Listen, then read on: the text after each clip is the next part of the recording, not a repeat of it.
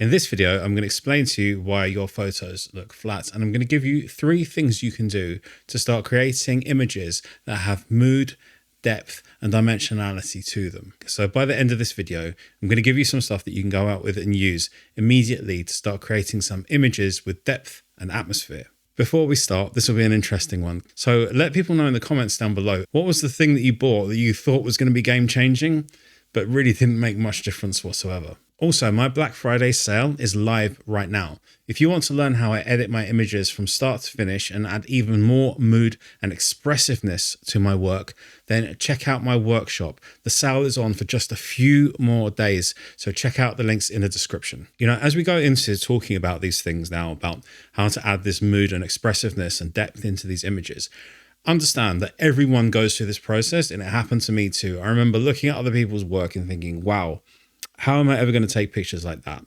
But there is a method to all this stuff. So let's get started. The first one is going to be lighting hierarchy. So having the subject receive light doesn't necessarily mean that, for instance, the person's face is the brightest thing in the picture, but we're making it so that they're receiving light that makes them interesting. So if you look at this picture of the girl in the field here, it's not her face that's the brightest, it's her hair, but we're drawn to her because of that brightness, that glowing in the hair. It's important to understand, especially when it's people, but it's the same when it's buildings and things as well.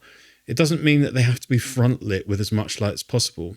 This is sometimes where people go wrong with things like flash and so on as well. So what I did in this picture was I picked an area which had really good light in it, and I got her to stand in that spot. So it was hitting her properly and highlighting her. But if we look at this architecture scene here that I did of the shard from across the water, you notice here that what I did was the picture is of the shard, but what I'm doing here is I'm highlighting the foreground because I know that the foreground is kind of setting the scene compositionally for this.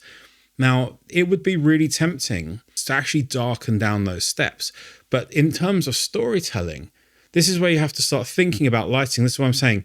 These things are sort of obvious, but not necessarily straight away. I want to light the part that's telling the story. So I'm making sure that in my editing, I'm lighting up the foreground area here a little bit more, even though the subject is the shard, because the story is about walking down those steps to look at the shard. That's the story of the picture, because I want to draw my viewer's eye towards that first, then I want them to look at the shard in the background. And I think that starts to make more sense. So there's 2 things going on here, and we're not necessarily making the subject the brightest thing in the picture. I've given you 2 opposing views of how to do it. One is light the story, the other one was light the subject. And so that lighting hierarchy is really important. Right, on to the next one. The next way we can make our subject stand out is through contrast. When we use contrast, we're literally saying that the thing that we want people to look at has more contrast than the rest of the scene. Now, contrast means that the lights are lighter and the darks are darker on that thing. So if you look at this picture that I did of the White House in Glencoe, the contrast is really in the center of the picture. This is very much a story image, and it's not particularly important that the White House is the subject. The story is more of the subject. So I've increased the contrast on the path leading towards the White House, and I've increased the contrast in the background as well, because everything that's surrounding it is just sort of framing context, but the actual story is walk to the house, stay at the house, leave the house, go over the little fence and beyond the trees and so on into the great unknown in the distance. And you want to walk towards that light that's in the background, because that contrast, that light, that enhancement of the path and so on tells us where to go. We're always looking for that visually, is where do we go in the picture? What are we supposed to be looking at?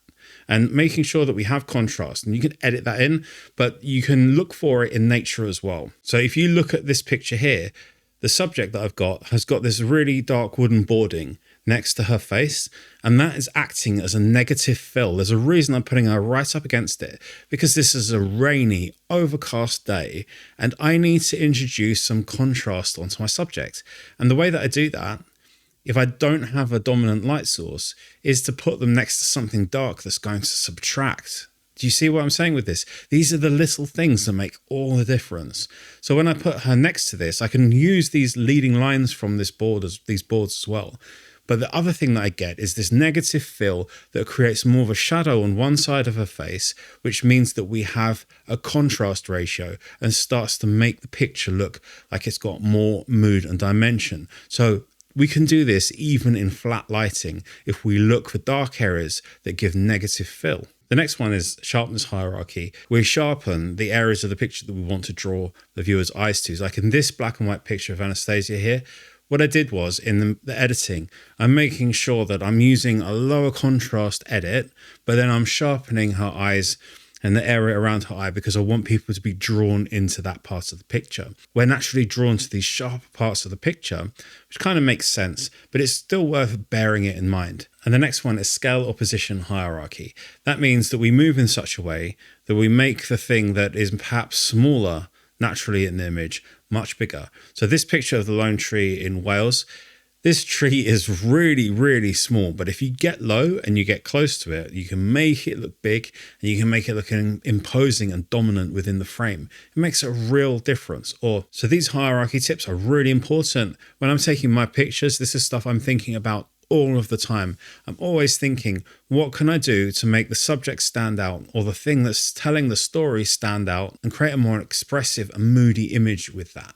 Okay, the second type of tip that I have for you is around lighting. And it's the source of lighting that you look for that makes a real difference. This will give you most of what you need in order to create images that have got that mood and expressiveness to them. Let's cover some of these. And the first one is side lighting. And I think side lighting, to me, is one of the most overlooked types of lighting. The thing is with side lighting, light comes across the picture, hits the subject or things in our scene, makes one side bright and the other side dark. That is the most three-dimensional lighting that you can get in photography. It is going to make a massive difference. The thing that people don't understand is that even when you're on a cloudy day or something, you're still getting directional lighting. Like in that tree picture that I showed you in Wales, this is cloudy, there's a little bit of sunlight coming through, but this is really a cloudy day, but with directional lighting, but it's coming from the side, and that makes all of the difference. But I use this in my studio photography as well, like in these pictures here. I'm using side lighting to achieve this because this just makes all of the texture and everything in the picture stand out so much. The only thing I'm doing is making sure that my subject is going to be angled in the right direction. You know, if I face my subject the wrong way, it's going to look really, really weird. So you have to pay attention to these things. I'm trying to position my model so that the clothes that she's wearing with all these ruffles and creases in it is going to catch on one side and create a shadow on the other side. And then that's going to give us this really dimensional look. Now, the same thing goes for backlighting. Backlighting is really important, but what we're doing is we're making the backlight part of the composition. We're looking at that lighting, we're saying, how do we include it in a way that looks really nice to the picture? We're not just seeing it as a light source. This is a key difference when we're doing backlight, right? Because there's a lot of moments, a lot of times like in this picture, where the light source is in the photo.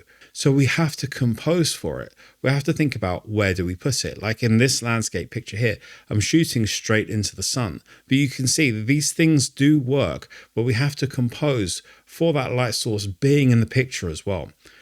This is kind of critical. And the way to build this up is look at pictures that are backlit and start seeing. You need that visual repertoire in your mind of what do backlit pictures that you like the look of look like. So, you know, it's really good idea to start putting pictures into folders and looking at things and saying, okay, what do I see? What patterns do I see emerging that I like the look of? And then start remembering these looks and start using that in your own work as well. And the last one is pockets of light. This is as in multiple bright light sources. And this can often be the case in urban environments where you can have a lot of stuff going on visually. There's loads of different light sources. They're quite hard. They can have a lot of color to them, but we can use them. And in essence, these are then backlit photos, sort of, because the light source is coming at us. So we're doing this thing again where when we're dealing with pockets of light everywhere, we have to frame for them and see them as part of the composition, but they can bring in all this color like in these pictures that I did with Ellie, and they can really light and make dramatic pictures, but we're dealing then with multiple light sources in a sort of more ambient lit environment. So start thinking about using it to compose or light your subjects if it's a person, or if it's a building, then think about bringing some of these things into the pictures as well. So flat light will hide everything and make things look flat, but directional, low light, that's going to be the stuff that makes pictures look really interesting. For me, there is nothing more boring than everything being taken at eye height, standing eye height as a photo. That is how we see the world. But how we see the world isn't expressive. We don't go to art galleries to see the world the way it is. That's not the point. And that's not really the reason that we take photos. We're making pictures because we want to see the world differently, how we see the world from our emotional perspective. You know, unless we're doing documentary work, we want to be looking at the world in a way that we show it where it's interesting and it seems different. That might mean we put our camera on the ground. That might mean we lift it up in the air. Maybe you stick it on a monopod and hike it up in the air somewhere as well. But we change the height of the camera because we can. And when we do it, we express different things. We wouldn't always stick with one lighting style or one lighting setup. And in the same way, we find our own style by changing the height of the camera and becoming more expressive with it. So low down is going to make things look more dominant. It's also going to highlight the foreground a lot more because it's going to feel like it's much closer to the camera. As we come up, we lose some of that foreground and we gain more of the middle ground. You see, this is not just about changing our height. It's changing the relationship of how we see things in the picture. When we come up to that sort of like waist height, chest height, the middle ground becomes more dominant again. And as we come back up to eye height, we're losing more of that foreground. These things are things you need to be intentional about. Look, if you want to shoot everything at floor height or waist height or eye height, that's absolutely fine, as long as you are making that as a conscious decision of that's your style and that's how you want to do everything. But I think one of the great things to be able to do in photography is not just have everything look like how we see it. We want to be more expressive and more intentional than that. So changing height of the camera is going to change the perspective of everything that we see in the picture. And it's so worth taking advantage of that. And the way that you can practice this is literally by doing it. Take one picture from the ground, one picture from like knee height, waist height, chest height, then eye height. And when you get back, look at the differences that you see, and then you'll start seeing those differences. What do you like? It's always about what appeals to you.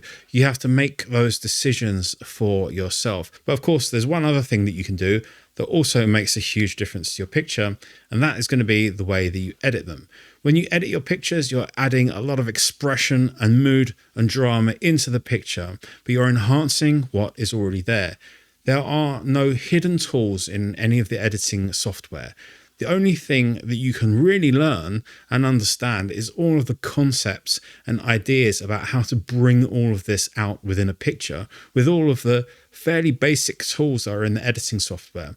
But all of the concepts and how to do it is where all the artistry is. And that's what I teach you in my workshops. At the moment, it's Black Friday and there are really good deals on for a limited time still. So if you want to check out my workshop, check out the links in the description down below.